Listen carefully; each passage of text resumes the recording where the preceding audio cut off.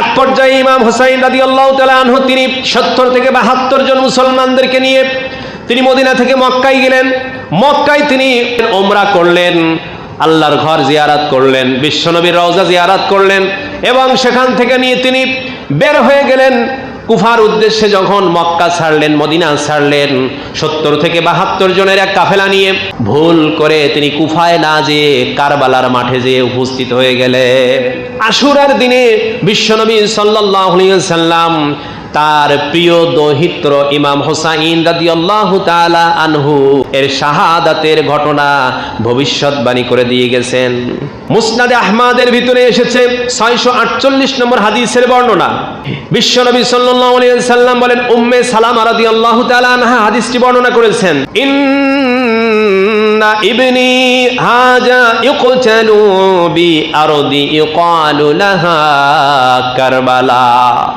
আল্লাহ নবী বিশ্বনবী রাহমাতুল লিল আলামিন ডাক দিয়ে বলেন, আমার নাতি, আমার দৌহিত্র এমন এক জায়গায় শাহাদাত বরণ করবে, লোকেরা তাকে হত্যা করবে, শাহাদাত করে ফেলবে, আর সেই জমিনের নাম হলো কারবালা। এবং সেটাই হয়েছিল। ঘটনা কি? আজকের এই দিনটাকে আমাদের স্মরণ করিয়ে দেয়। ইমাম হুসাইন রাদিয়াল্লাহু তাআলা আনহু এবং তার আহলে বাইত মুসলমান নারী পুরুষদের নির্মমভাবে শহীদ হওয়ার সেই ইতিহাস, কারবালার সেই ঘটনা আমাদেরকে আজকের দিনে স্মরণ করিয়ে দেয়। মুহতারাম হাজিরিন, ইমাম হুসাইন রাদিয়াল্লাহু তাআলা আনহু মদিনাতে অবস্থান করছেন।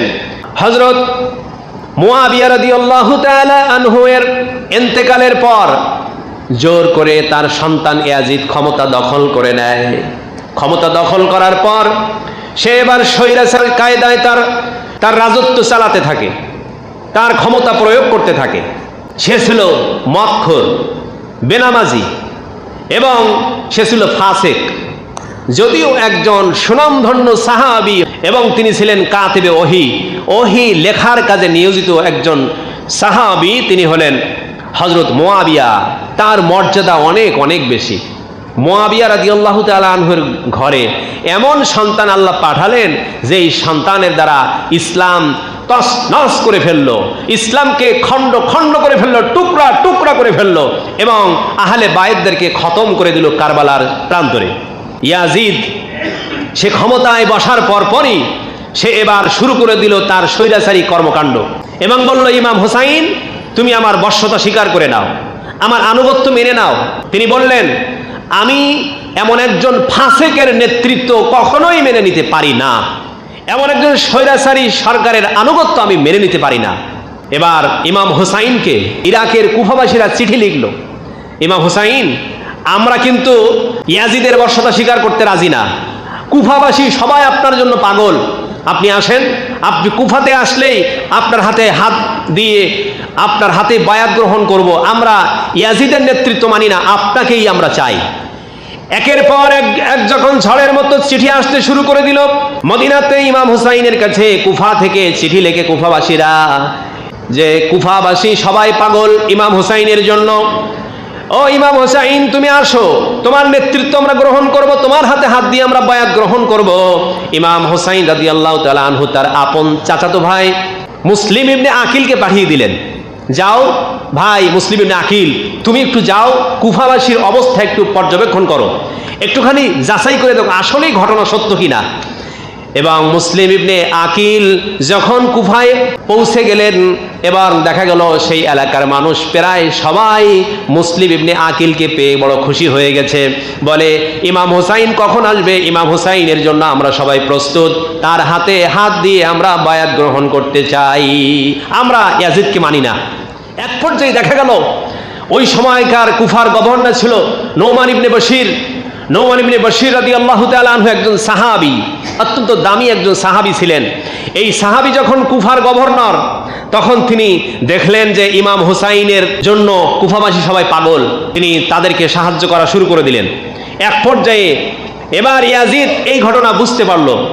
নোমান ইবনে বশিরকে কুফার গভর্নর থেকে বরখাস্ত করে সেখান থেকে তাকে নামিয়ে দেওয়া হলো এবং সেখানে এমন একজন স্বৈর শাসককে গভর্নর বানানো হলো, সে হলো উবাইদুল্লাহ ইবনে জিয়াদ, অত্যন্ত স্বৈর শাসক। সে ওবাইদুল্লাহ ইবনে জিয়াদ যখন কুফার গভর্নর হলো, এবার মুসলিম ইবনে আকিলকে পেয়ে যারা খুশি ছিল, যারা ইমাম হুসাইনের জন্য পাগল ছিল, ওবাইদুল্লাহ ইবনে জিয়াদ তাদের উপরে নির্যাতন শুরু করে দিল, তাদেরকে মারা শুরু করে দিল, অ্যারেস্ট করতে শুরু করে দিল, ধরো আর মারো এই হুকুম যখন দিল, দেখা গেল যে ইমাম হুসাইনের পক্ষে যারা সংগ্রাম করতেছিল তাদেরকে একের পর এক ধরলো, মারলো, ঘর বাড়ি উচ্ছেদ করে দিল, এবং তারা একের পর এক মুসলমানদেরকে ফাঁসিতে ঝুলাতে শুরু করে দিল।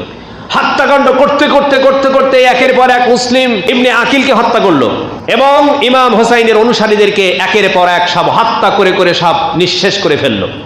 যারা একটু দুর্বল ছিল তারা ইমাম হুসাইন থেকে মুখ ফিরিয়ে নিল।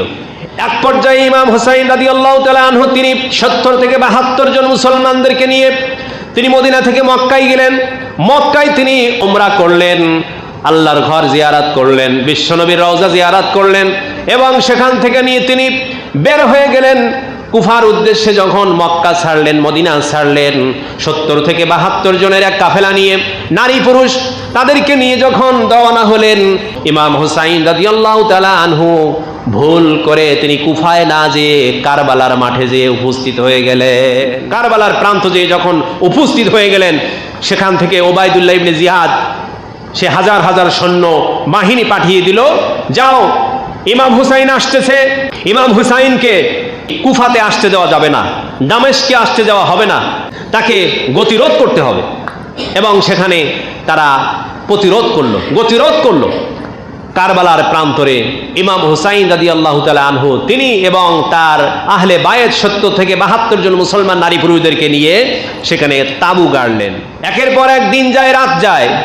এবার ফোরাতের নদী অবরুদ্ধ করে রাখলো, পানি পান করতে নিষেধ করে দিল, ফোরাত নদীর কুলে যেতে নিষেধ করে দিল, যাওয়া যাবে না, অবরোধ করে রাখলো।